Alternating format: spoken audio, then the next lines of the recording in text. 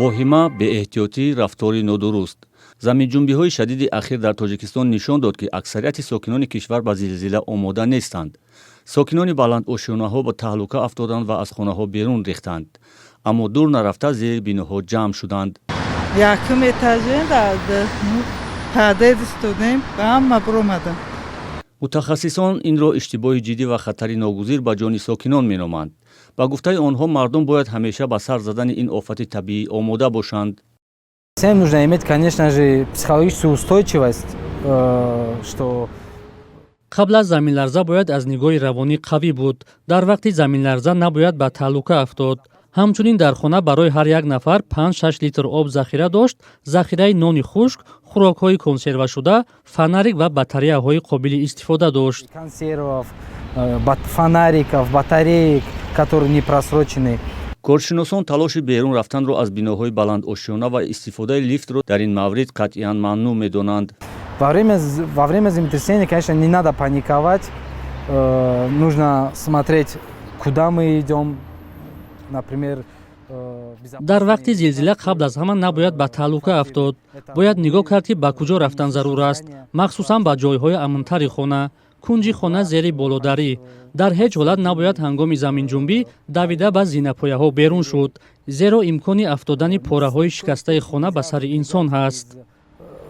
Здания во время землетрясения, потому что обломки зданий могут упасть на голову. ба гуфтаи мутахассисон, дар сурати тахриб шудани бино аз зилзилаи шадид истифодаи гугирд ва оташфурӯзонҳо маън аст, зеро бо паҳн шудани газ он метавонад боиси сар задани таркӣ шавад.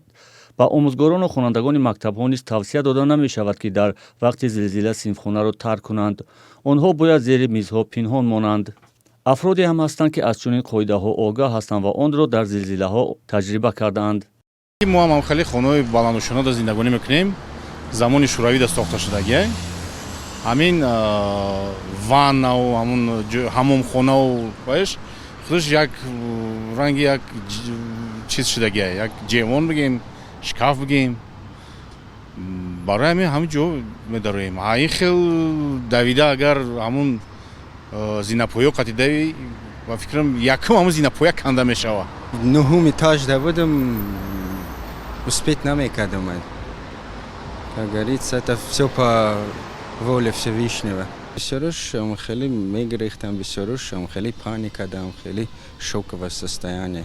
Охи заминларза хеле фобия, ки единственная фобия, ки одам вообще хеле метарсад.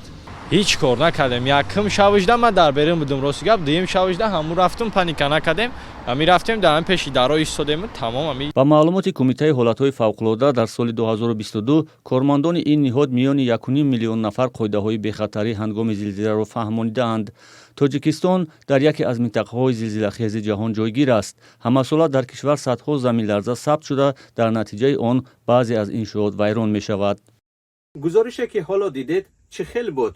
маъқул шуд ё нашуд? мехоҳед ки аввалин шуда гузоришҳои моро бинед? пас ин тугмаро пахш кунед ва обуна шавед. шумо аввалин бинанда хоҳед шуд.